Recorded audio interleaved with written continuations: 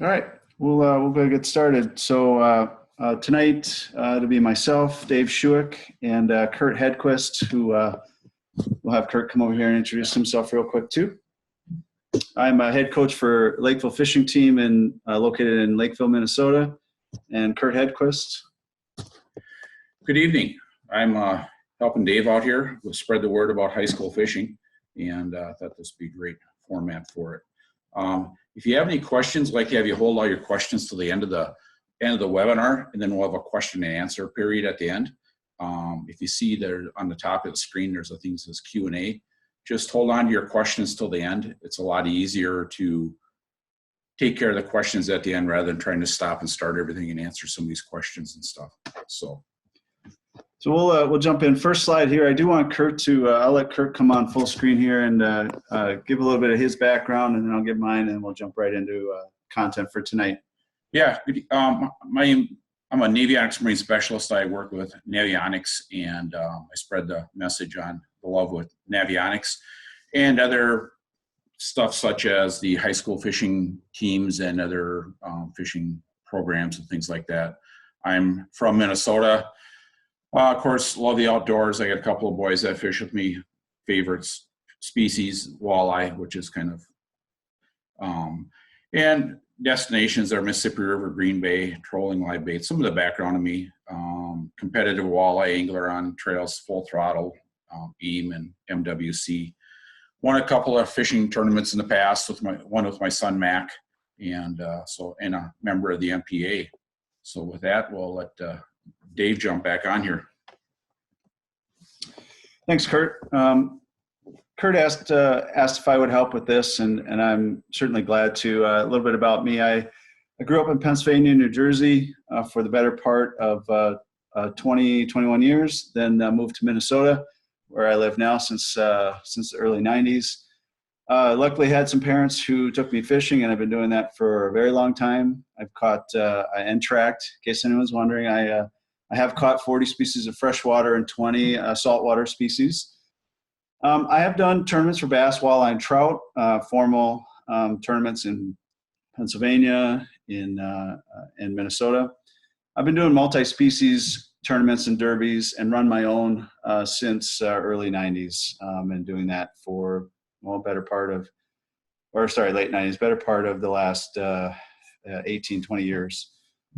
I did have an opportunity to start a high school clay target team here in Lakeville, Minnesota, and that's been very successful. And that sort of jumped into becoming the founder and head coach of Lakeville fishing team here in Minnesota. I had a mom here who called me up and asked if I would help coach, if she would help me get it started, and I was all over that opportunity.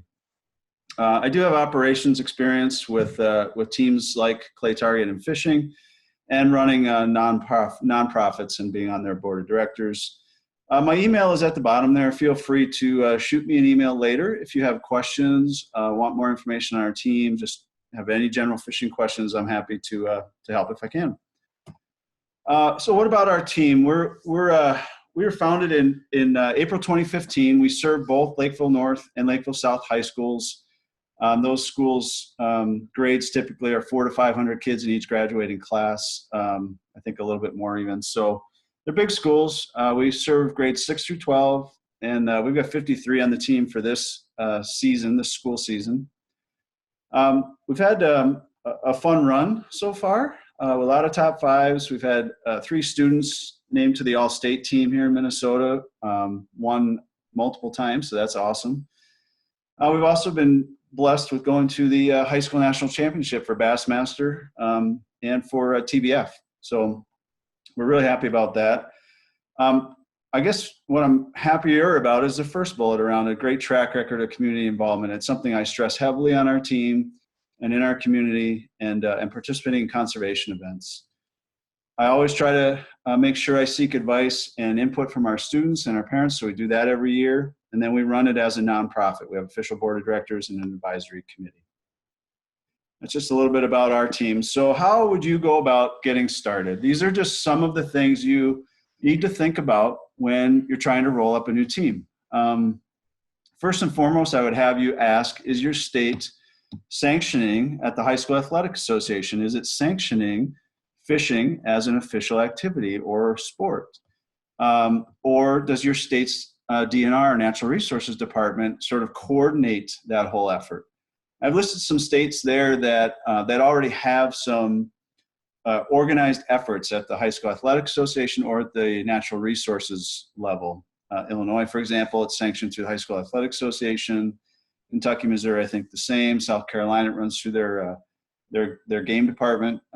So just that's one thing you have to think about, because there might be rules, there might be regulations, and there might be team eligibility requirements that you need to meet, or applications you need to fill out. So that's one area for you to look at right away and do a little research. I can't answer anything. I do know in Minnesota here it is not yet sanctioned. It might be in the future, but we don't have that here in Minnesota currently. Next, I would have folks look at what I'm calling affiliations, and these are really the umbrellas or the arms under which we all compete. So Bass Angler Sportsman Society is one, and that's probably maybe the most well-known one, but not too far behind, or maybe equal, is the Bass Federation's Student Angler Federation. They've actually been around longer.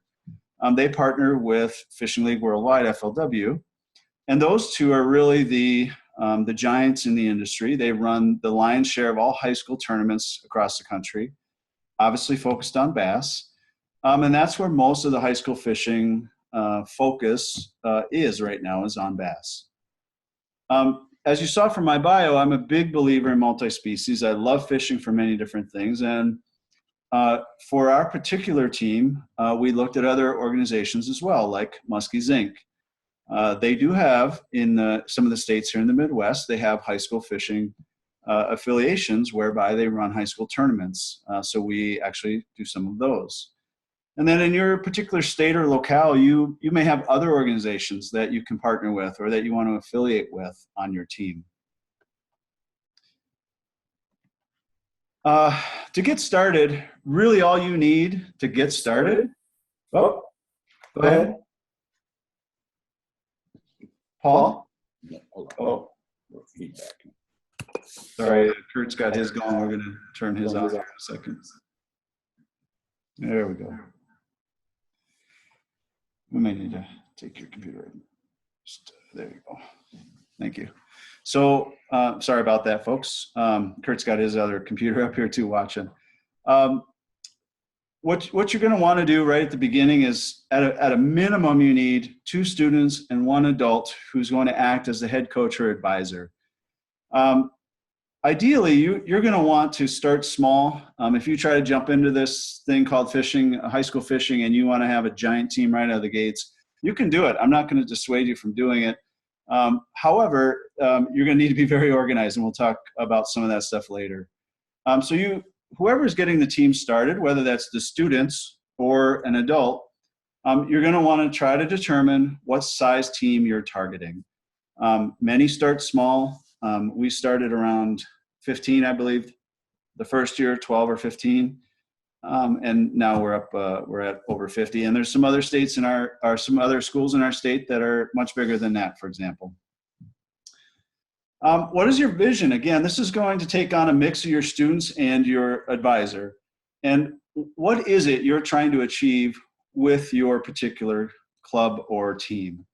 In our case, we're trying to really do an equal mix of education, conservation, and competition, so that we're trying to build some well-rounded anglers and conservationists on our particular team. But you have to find what's right for yours.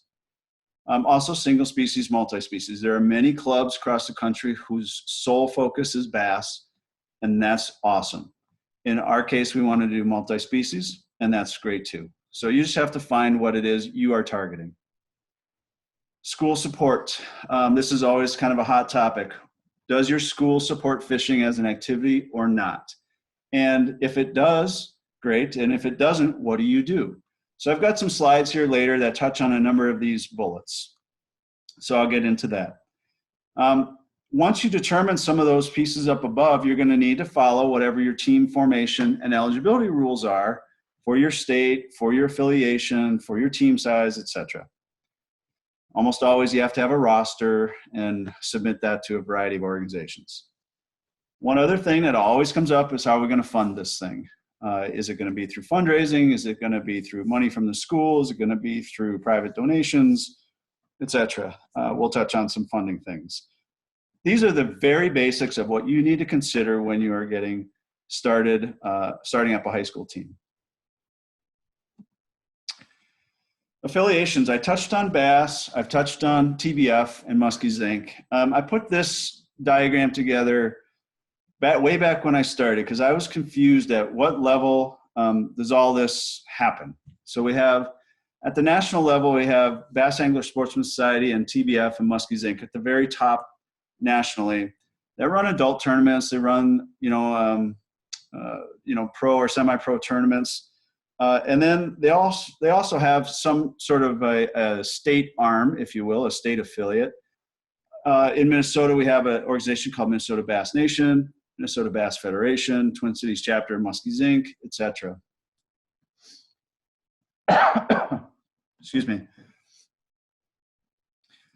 Last, almost all of these organizations then have a youth arm that is the direct affiliate that your team will compete, under which your team will compete in tournaments. So again, in Minnesota, we have an organization called Minnesota Junior Bass Nation. We have a Student Angler Foundation at the national level. In Minnesota, we recently have an organization formed called Student Angler Tournament Trail. And then we have the Muskies Inc. youth fishing across the country. And then your schools fall under there. So that sort of gives you a roll up, if you will, bottom up, of how do you fit in your school into the rest of these organizations. So hopefully this helps to illustrate a little bit for folks. You're going to find things out there for bass, you can find things for muskie, maybe walleye, maybe trout, whatever. So there might be more that you can add to this particular diagram, but hopefully this helps. At the BASS level, high school is considered grades 9 through 12. Juniors is considered grades 2 through 8. And I put juniors in quotes because it doesn't mean junior in high school in terms of grade level. It means juniors as in folks who are lesser experienced. And those are folks in students in grades 2 through 8. Excuse me. Each state does have different structure and has different trails, different schedules, sometimes different rules. Most often the rules coincide with national, but you do have to check those things. The types of tournaments, often there's opens, invitational, state tournaments. In Minnesota, those are run by Minnesota Junior Bass. At the national level, you're going to find Bassmaster High School Opens. There's going to be 4 regional ones of those. The central one just occurred this past weekend down in Toledo Bend. You're going to find a national championship for juniors and at the high school level. The high school and juniors has typically taken place down in Tennessee, the high school on Kentucky Lake. That's typically where it's been. This year they haven't yet announced it. Just know that that's what the BASS structure looks like. From a TBF SAF FLW perspective, again, your high school is grades 9 through 12. Your juniors is slightly different here. It's ages 10 through 15. Some states, like I think Texas has this, I think Kentucky, and I know we're about to embark on this here in Minnesota, whereby the states may have affiliated trails. They may have, again, opens, invitationals, tournament champions, etc. In Minnesota, a new organization, Student Angler Tournament Trail, just became formed a couple months ago, and they're going to offer up a number of tournaments here for us. Nationally, TBF and FLW partner on running tournaments. They have a very tight partnership for the last several years. FLW really sort of has taken charge running the high school opens. Last year was in the neighborhood of 20 opens that were run nationally. I forget what the number is this year, but it's in that same neighborhood. There are high school fishing challenges. This year, I think there are 4, one of which is a walleye tournament. So it's sort of the first of its kind National Youth Walleye Open tournament held here in Minnesota up on Lake Bemidji in September. That's exciting because we've asked for that for a few years. So thanks to TBF for getting that on the docket. There's also high school state championships, a junior world championship, and then the high school world finals and national championship. And the world finals and national championship are held in parallel and usually on Pickwick Lake down in Alabama. Muskies Inc, again, high school grades 9 through 12. There is no concept of juniors there yet. In Minnesota, they're talking about going down potentially to 8th grade, maybe even lower, but right now it's still 9 through 12. They have opens, they have qualifiers, they have state tournaments. I do know Minnesota, Illinois, Kentucky, Wisconsin. Those are some examples where you'll find that Muskies Inc supports youth fishing at an organized level and have organized tournaments for high school anglers.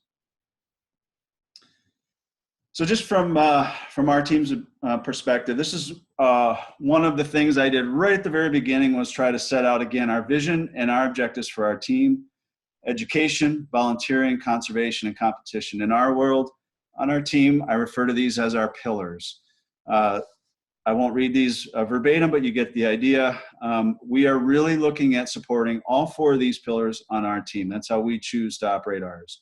You can have something similar. You can go solely on competition, solely on conservation, and not do any tournaments, et cetera. It's really, what is your passion on your team? Who's your students with your advisor? And what is it you want to have sort of be your brand moving forward? So for eligibility, one of the things you're going to need to decide very early on is what grades do you want to serve in your particular club or team. Grades 9 through 12, again, is high school, and juniors is grades 2 through 8. Now just know that anyone who has completed 8th grade but not yet started 9th, they are eligible as a high school angler, no longer as a junior angler typically. So keep that in mind as you're trying to form your team and decide, okay, who from which schools or which grades can be on our team. Are you going to require boater education? Many states have these for youth. We have it here in Minnesota as well. We require it for our team.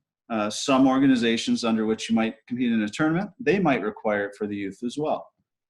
You have to decide that at your level. And then are there any high school athletic association or other requirements for eligibility? If so, you've got to follow those. Staffing. So once you get this thing up and running, let's say you decide you want to have a team size of 10. What is that going to look like? For sure, you need a head coach and an advisor. The rest is all sort of open for interpretation on how many of these staffing positions you need, or duties at least, that you need to fill. Do you need any assistant coaches or assistant advisors to help you run things or to help you teach particular fishing topics? Do you need volunteers to help you with getting conservation events scheduled, or helping run club meetings, or doing tournament lodging reservations, etc.? Boat captains. Who is going to be in the boat with the students? And I have a slide on this later around what the tournament participation looks like, but it's 2 students and 1 adult in the boat. So who's going to captain those boats for you? Is it your network? Is it your parents, etc.? One thing I absolutely recommend is whoever is involved with your students directly, run background checks. Your school may require it, almost always does. And the different organizations with whom you affiliate, they may require it. I would recommend doing it on everyone who's directly involved with the students.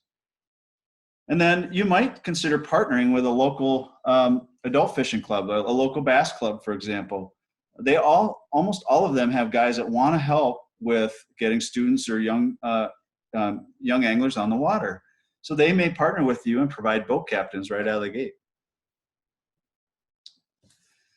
What are you going to need to think about as you run this team? The first and foremost is you're going to want to help these students learn how to fish and get better at what they're doing, get better at the skills level and the techniques and the tips. But you're also going to want to help them from a mental perspective and a preparation perspective. What happens when they're on the water and a boat breaks down, the motor breaks down? Have they had adequate teaching to know how to recover from that and be adept at fixing a small motor issue and still get back on the water and fish in the tournament?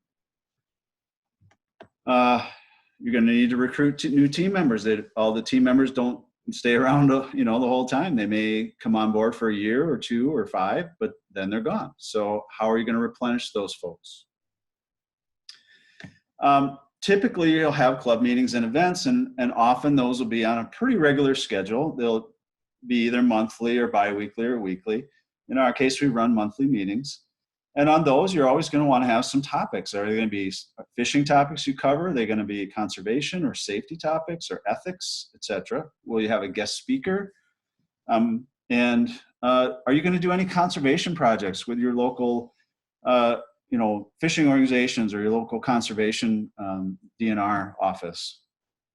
If so, you're going to need some folks to help, or you might need to, as the leader of the club, plan and supervise those events.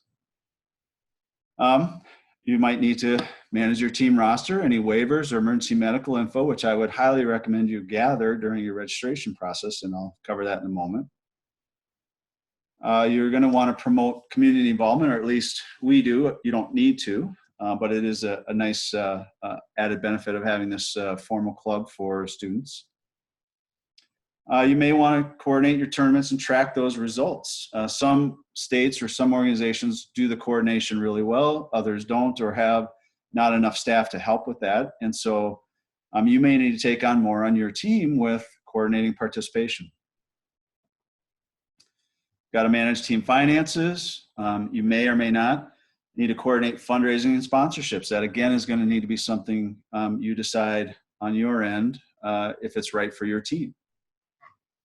Photos, everybody loves photos. Grandma and grandpa in another state, your neighbors, teachers at school, the athletic directors, everybody loves photos. So you'll want to have a strategy for how you take, publish, get releases on those, etc. We all like cool jerseys, so that's something you'll need to consider. And then on top of that, great cool things like hats or face buffs or things like that. Communication from the head coach perspective is one of the most important aspects of when you start a club, you start a new team. Everybody is going to look for one person with whom to communicate. That's the head coach or the advisor, and it's going to be the students, parents, local media, sponsors, other coaches, whomever. They want somebody, one person to go talk to. Whether you have all the information or not, different story, but they want somebody to be that publisher's clearinghouse, so to speak. If you have website or social media, you'll need to manage those, and then you'll need to initiate background checks. Your school may help you with that, or maybe your local sheriff's office, you can arrange a partnership with them on that. School support. I threw 3 options on here. There may actually be more than 3. But these are generally, when we talk about school support, these are generally the options you would look at. So first option, and personally, I think this is a good option if you've got a school that actually has some folks who are supporting this fishing activity. If you can align with the high school, that is, in my opinion, is a good idea.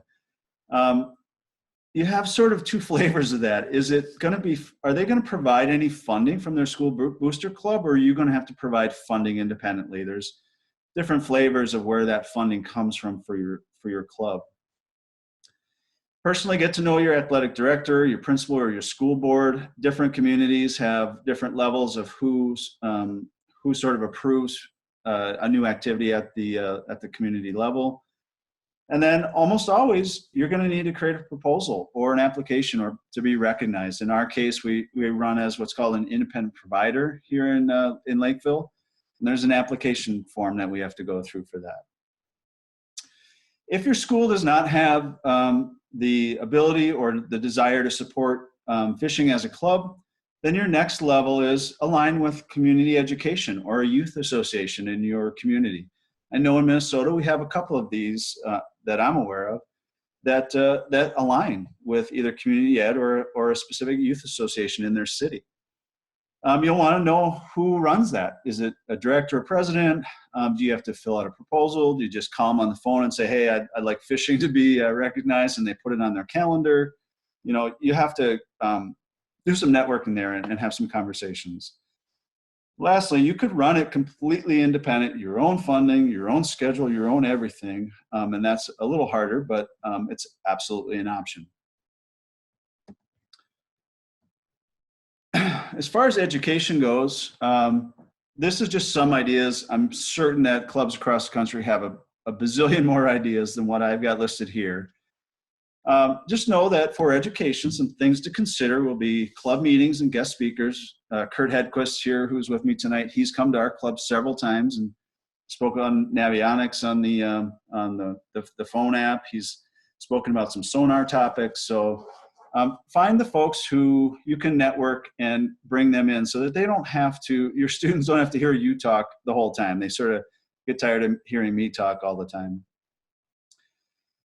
Network with your other high school and adult fishing clubs. We've networked with some local ones here.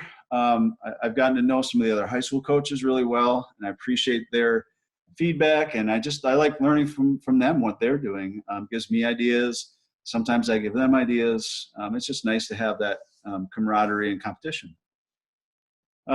You might consider going to seminars. In our case, we do sports shows, we do ice fishing seminars, various on-the-water clinics that we might go to. We have our own on-the-water lessons and clinics. I know one of the clubs here in Minnesota has a private pond that they go do all their stuff on this private pond, which is fantastic because I guess it's loaded with bass. So I got to figure out how to get on that pond. Dusty, that's a hint for you. Have club-only fishing competitions where the kids get to compete against themselves. It builds sort of a sense of community just in the students, and they get to see who fishes what, how they fish, and maybe they learn something from one another, and they usually do. You might organize tournaments and scrimmages against other schools, which we've been blessed to be able to do that as well.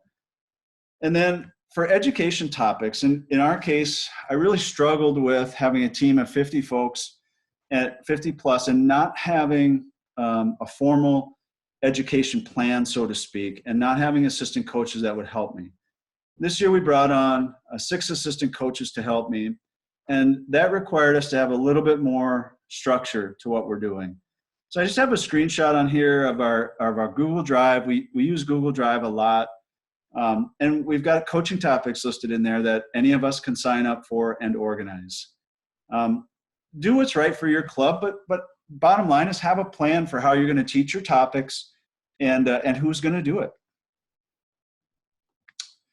Insurance. This comes up, if it's asked once, it's asked 1,000 times. Where do I get insurance for my club, for our tournaments, etc.?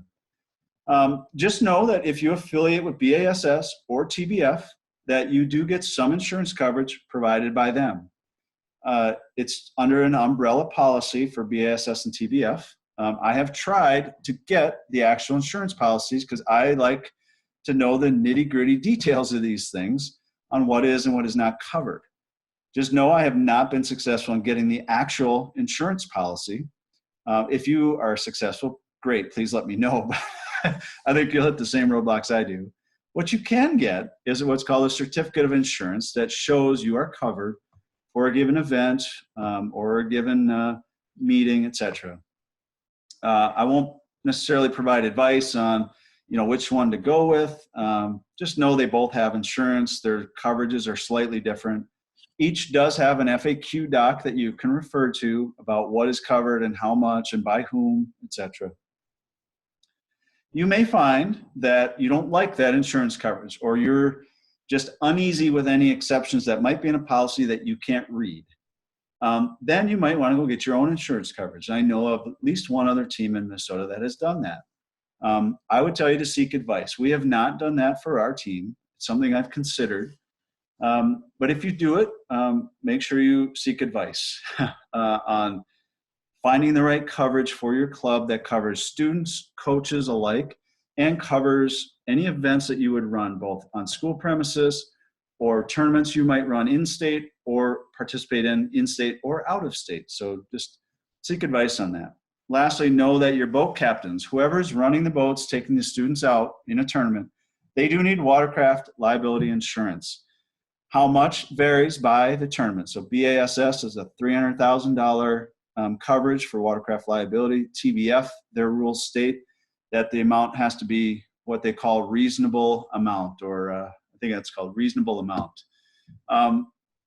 So I can't give any advice on which one to go with there. Just know that your boat captains, again, need that watercraft liability insurance. They can get checked. And if the boat captain does not have proof of that with them, then the students might not be able to fish that tournament. So just know that you're going to want to have that before you show up at a tournament. Fees.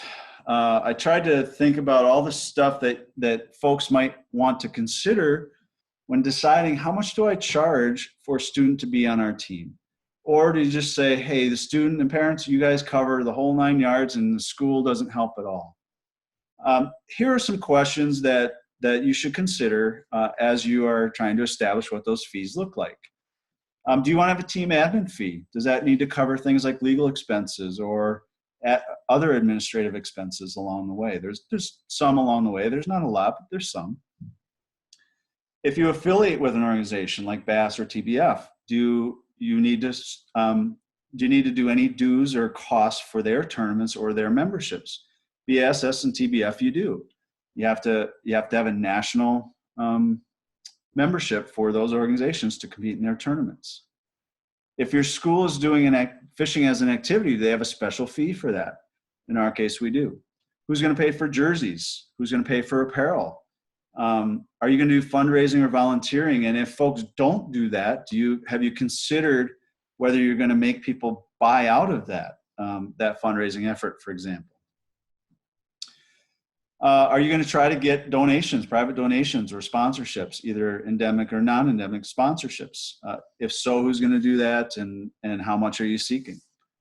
Again, the insurance coverage, who's going to pay for background checks, and then typically if you're going to run this as a nonprofit or something similar, you'd want some kind of legal counsel and some kind of accounting services. So you're going to need to figure out how to pay for those items.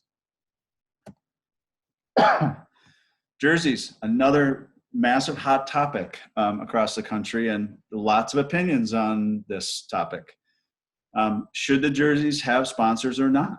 Are the sponsors, how sort of prevalent are they on the jersey, and where are they placed on the jerseys? Should you get short, long sleeves? Should you change them every year and make parents pay for them, or are you going to try to get sponsors to pay for them? Just know if you are in a state that has particular sanction around high school as a fishing or high school fishing as a sanctioned sport or activity in the state, you might have requirements that say your jersey can have nothing on it, like the jersey we have listed there on this slide. And if so, you're just going to have your school name and any other basic requirements they tell you that you need, but no sponsors, for example. BASS, TBF, FLW, Muskies Inc., they all have different sets of requirements, usually listed in their rules, but not always, about what those jerseys can look like. And then finally, once you decide on a jersey, my advice is find somebody who is experienced in already doing fishing jerseys at the pro level for BASS Elites or for FLW, or for college teams or high school teams. You probably don't want to go with a vendor who this is their first time doing a jersey. That's just my advice. I won't give you, there's a bunch of ones across the country. There's some great ones here in Minnesota that we use. Find one that is right for you, but my advice is find somebody with experience. Schedule.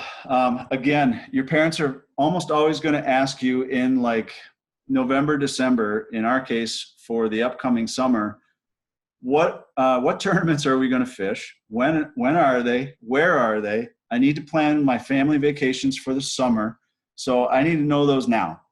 So just know that that's going to be something as a head coach or advisor you're going to get asked to do all the time, is publish a schedule. Decide if you want to do it all year or just certain months. How often do you want to run those? In our case, we run them once monthly. And then what I do, and it's something you might consider, is run an information meeting for just the folks in the community who are interested in hearing about your club, students and parents who might be prospectively joining the team and just want info. And then have a registration meeting every year, at least one, that you can sort of designate, this is the time we're going to collect all the data we need or all the cash we need, and it's just a meeting that's scheduled for that. And then all your other events and tournaments, make sure those are on the schedule. Registration, my biggest advice here is get organized, do it well. If you're not good at organization, find somebody that you can tap into that is a parent, a student, somebody in the community. Run it really well. Have as little paper as possible. I've learned this in a number of activities already. Just go with as much online stuff as you can. We run everything through Google Forms. In our case, we have all our roster data we're collecting there, our liability waiver, our medical info. It's all there, and it works out really handy. If you can accept payment electronically, like through PayPal or Square, go for it. If you can't, collect via check. Recommend you having checks that are not written out to you personally, like Dave Schueck personally, rather to Lakeville Fishing Team. So if you're going to have that, make sure that you have an organizational structure that lets you have a bank account structured in that way. Financial management. What are your options here? Typically, if you're affiliated with a school, you have an option of a booster club. Some don't do that. So you might have your own independent booster club or some sort of finance committee. Or like in our case, we just run our own nonprofit. We've created a business. We have filed for the 501c3 with the IRS. We treat it like a nonprofit business and we run it that way. You might want to do fundraising. And typically you're going to ask one of three things. Do I want to sell products? Do I want to sell services? Or do I want to ask for donations? Those are your three most common ways of doing the fundraising. Selling products is like your discount cards, salt, fishing gear, sunglasses, a whole bunch of different things, right? You dream it up, it's been sold probably for fundraising. Services, you can do boat car washes, you can help out with community appreciation events at your sponsors, a whole bunch of different things. And then donation-wise, you can use social donation platforms like SnapRaise or GoFundMe. There's a number of teams, including ours, that use SnapRaise. There's other teams I've seen that use GoFundMe in other parts of the country. If you're going to do a nonprofit business, I'm going to suggest and advise that do it right. Acquire some legal services. Often they'll give you a break, especially if it's in your local community. Create that business however your state statutes and rules says you need to create it. Follow the Secretary of State's guidance in your state. You've got to get an EIN from the IRS. Once you do those things, if you want to have a nonprofit, probably even if you don't want to, you need a board of directors and bylaws. In our case, we have both of those that are formally documented. The board of directors has to meet regularly. They manage the affairs of the business, the finances, any of the big ticket, the big nuggets that need to be solved.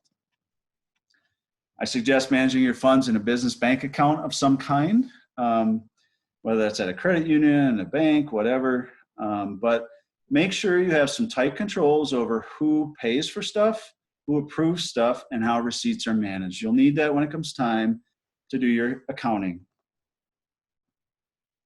If you want to do the true nonprofit, you'll have to go through it's called the Form 1023 with the IRS. That's the 501c3 designation for tax exempt. And then, like I said before, if you're doing any of the finance stuff, you should seek out tax and accounting help there, unless you have somebody on your team that feels qualified to do it. Other considerations, and there's probably a bunch more I haven't listed here, but some things that you might want to do is have school lettering. In our case, we are going down that path this year to get those criteria documented and out to all of our students.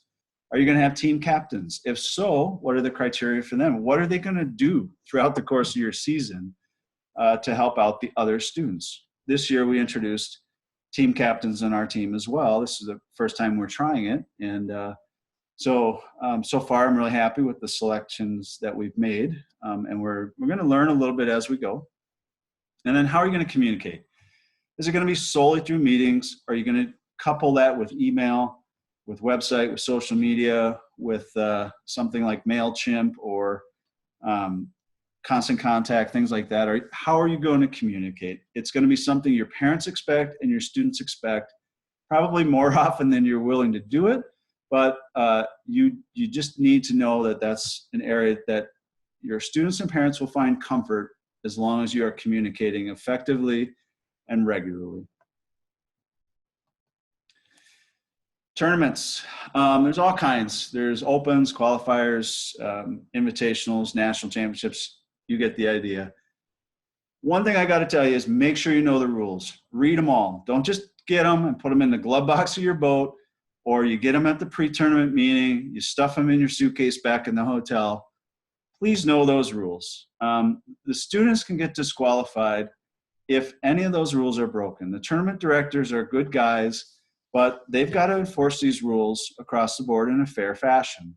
So I encourage all the parents, students, and boat captains to read them. Bass has different ones from TBF, which have different ones from Muskies Inc, etc. Stress, safety, and ethics. Always wearing those lifeboats or life jackets when the boat is moving. Practice boating safety. We've heard of some recent boating accidents in the professional ranks over the last month, some that have ended in death. So that's really unfortunate, but boating safety for our students is super important and something we have to stress as coaches and advisors. Also stress ethics, fishing ethics. This is something we probably don't spend enough time on, but we need to spend a lot of time on around fishing proximity to other anglers and not asking somebody for GPS coordinates for that, for example. There's a whole slew of different sort of ethical things that we as older anglers would like to pass on to the younger ones.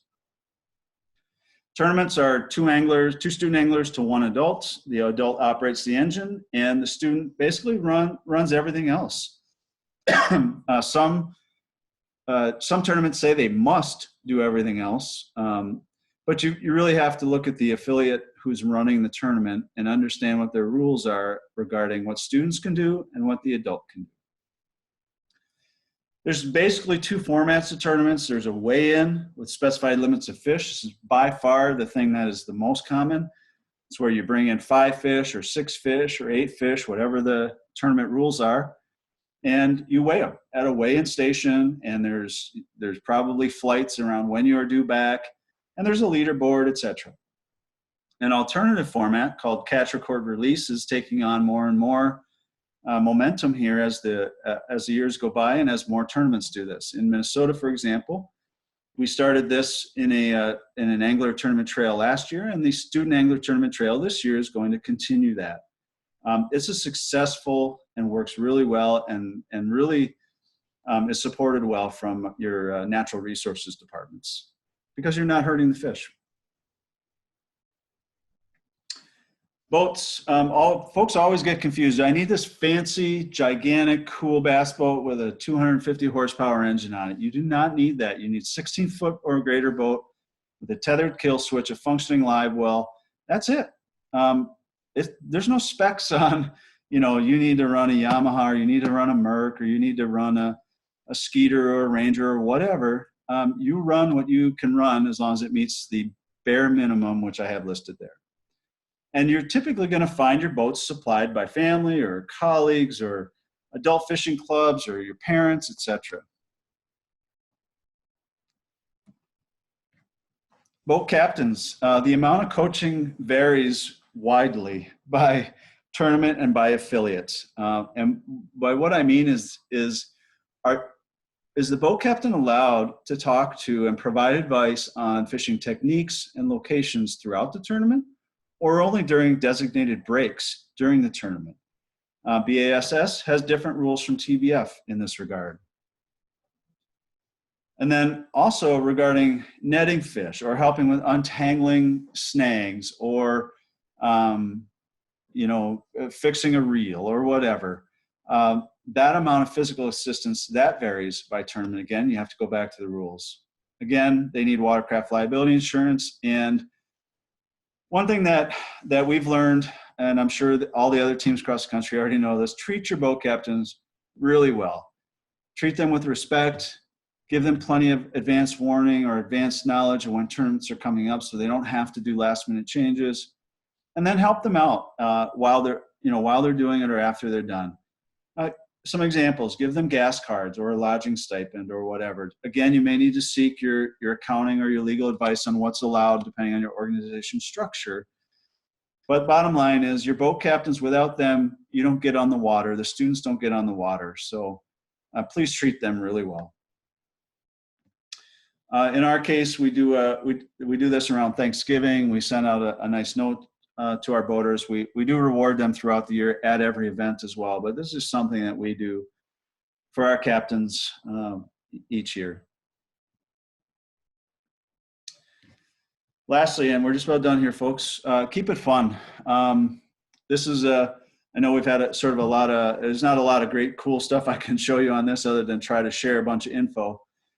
Well, some things to keep it fun. You can have club only events, scrimmages, do fish challenges or contests among club members. We do that monthly in our club. We say, and I know some other teams in Minnesota do the same, where you might have an all species challenge for this month. So whoever catches the biggest in that species wins, or who catches the biggest in any species wins, and then they get a cool gift card or a rod or whatever. Do community celebrations, July 4th parades. I know there's a team in Minnesota that gave me this idea, really trying to leverage what we do, what others do, and try to make the best of all the good ideas that folks have.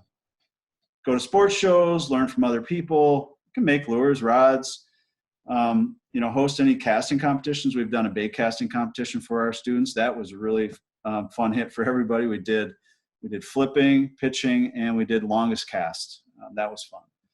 And then if you can help with adult tournaments and be a marshal, for example, those are fantastic opportunities for these kids to interact with other adults in other tournament formats and learn from them while they're helping run a tournament. In our case, we do provide prizes or free gear at every meeting. It's one of our particular models that we try to do. I want every student to come to every meeting, know they have a chance to win a rod. We give out rods at every meeting. So find what's right for your club and make it fun in your community, make it fun in your school. Lastly, in our case, we couldn't do anything we do without our supporters. We've got a bunch of these listed here. I just want to say I just want to say thank you to all the folks who have stepped up to help our club this year. We have a couple other ones on the docket, and in our case, we've really made a concerted effort this year to seek some supporters, more supporters than previous years. So thank you to everyone who's supported our team. And then lastly, I've got some contact info here that everybody can look up. Again, Lakeville Fishing Team is our name. LFT headcoach@gmail.com is my email address for the team. I will gladly respond to any emails that are sent to me tonight or anytime in the future.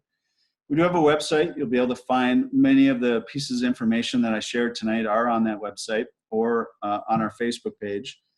And then recently created an Instagram page too. And then we run our local fish challenges through there for our students. And in our case, we do biggest fish and best photo every month, and that's through our Instagram. Kurt, let's look at the questions and answers here and see what we've got. Oops.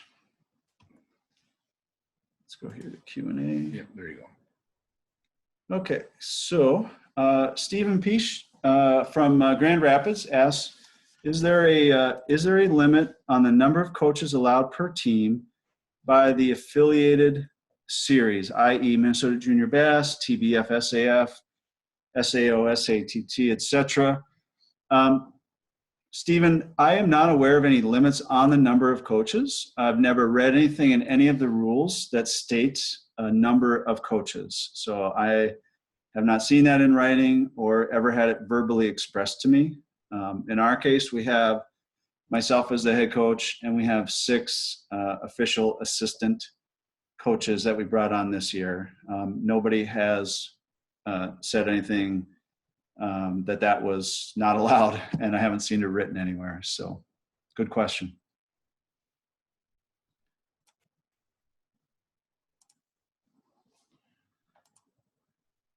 And let's see.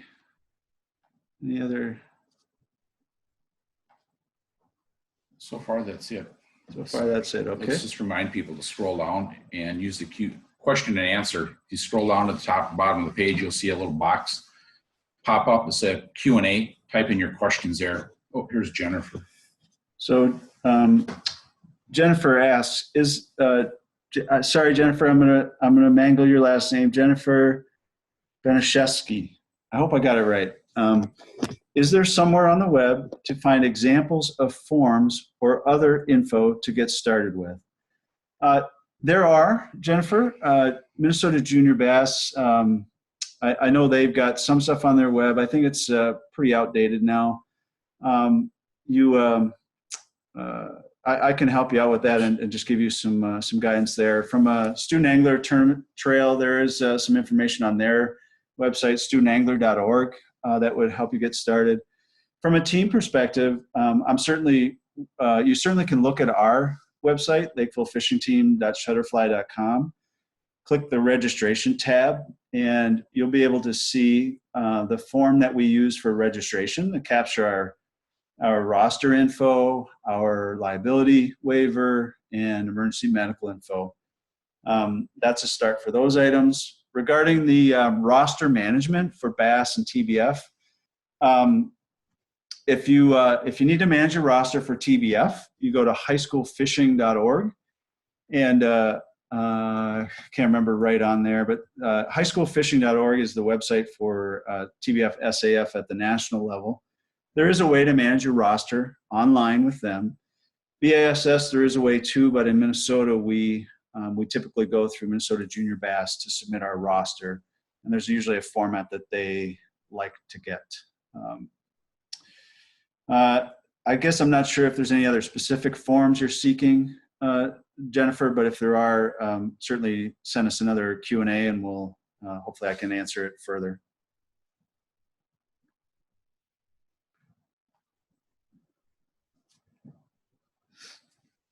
Great question. Chantel Whitstruck asks another great question. What day or days of the week, month, do you have your meetings, events, as well as the time of the day, i.e. 7 p.m. to 8 p.m.? Great question.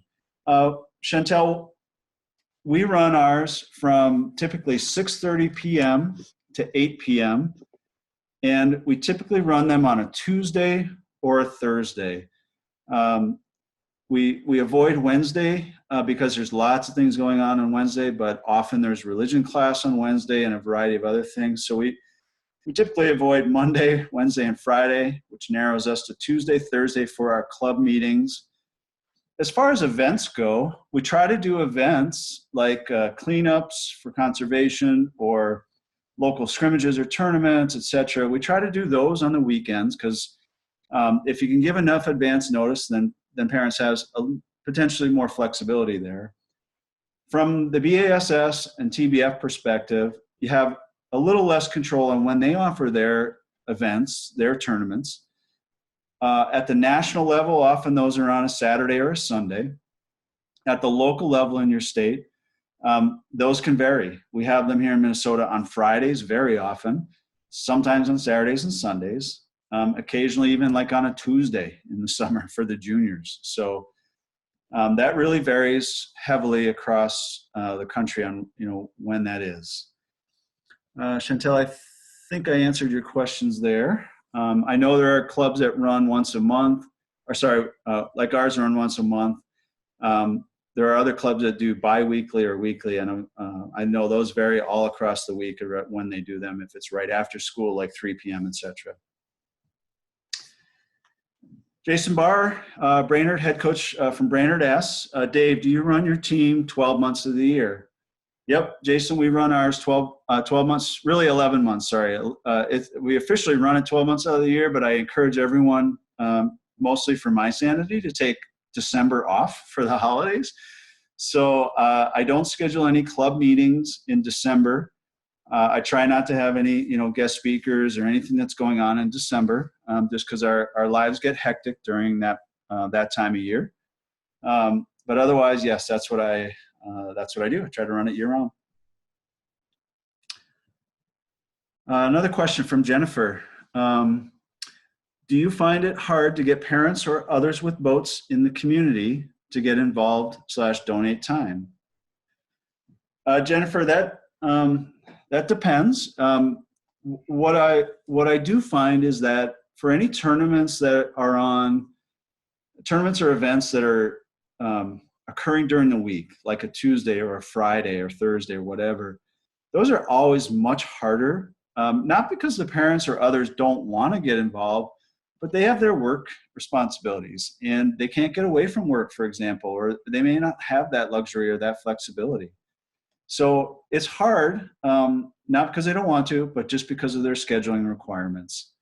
As far as donating time, I typically find that if you have a good plan for how you are trying to run your team, just get out there and start networking with people in your community. Talk to your Parks and Rec in your community. Talk to your school.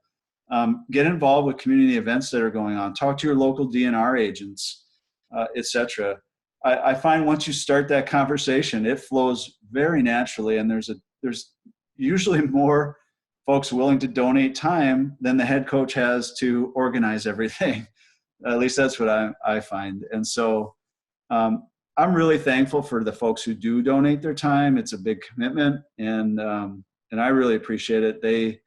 Our parents and all of our other boat captains do a wonderful job, and it's I know they get rewarded just with seeing the students and how thankful they are.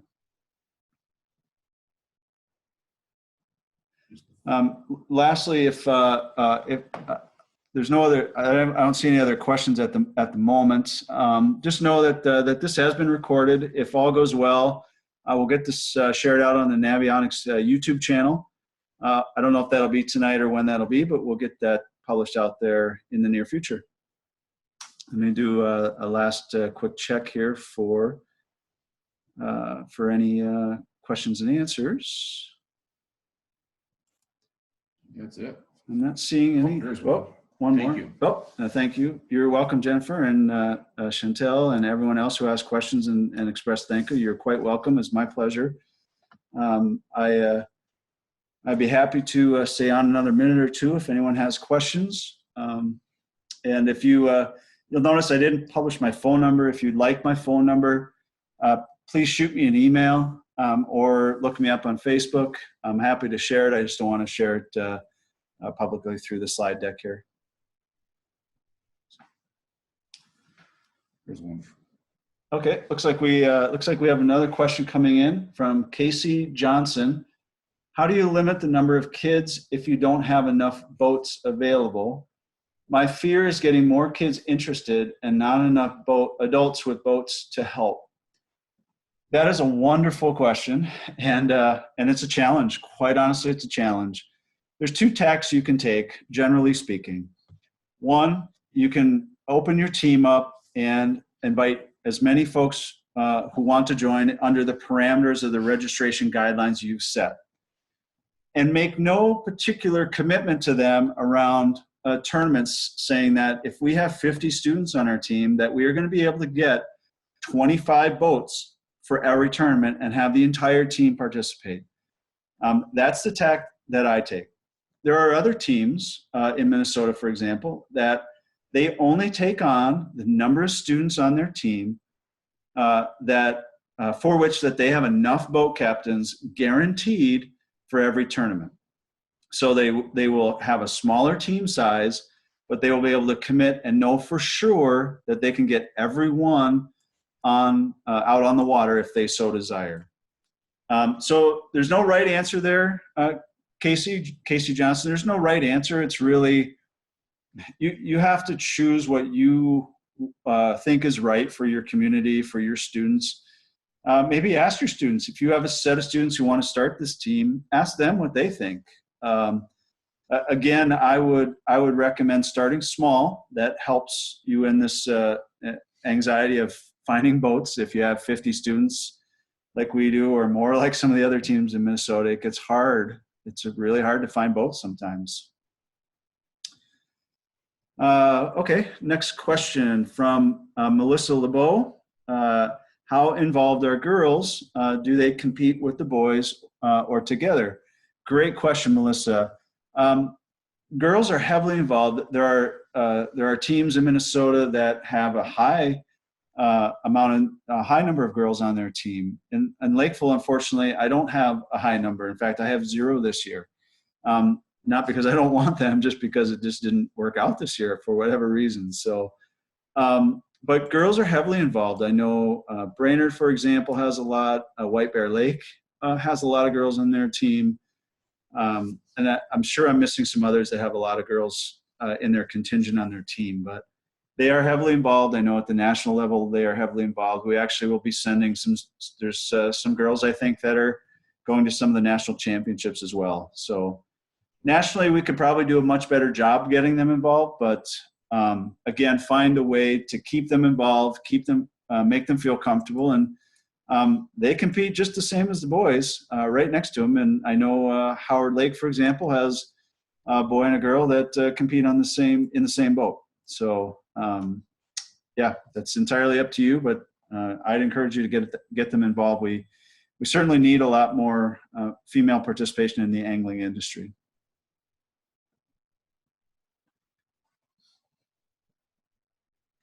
Let's see if there are other questions. Kurt, do you see any other questions come through? I haven't seen Not yet. any more. No, that's it. There's one in the chat box, but the Q&A, no, we're done for right now. All right. Well, folks, it is 7:05 Central, 8:05 Eastern. Again, you have my email, lftheadcoach@gmail.com. I'm sure you'll have questions later. I will do my best to answer them as fast as I can. And if you'd like my phone number and just rather chat on the phone, again, shoot me an email. Glad to share it. Just make an introduction, and we'll go from there.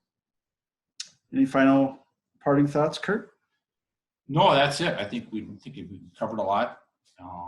Again, feel free to follow up next week with the Navionics YouTube channel, and this will be recorded so you can review it. And Dave's slides will all be there. Tonight's presentation will be for future reference.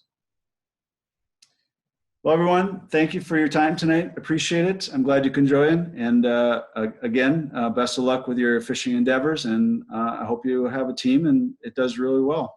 Thank you. Have a great night.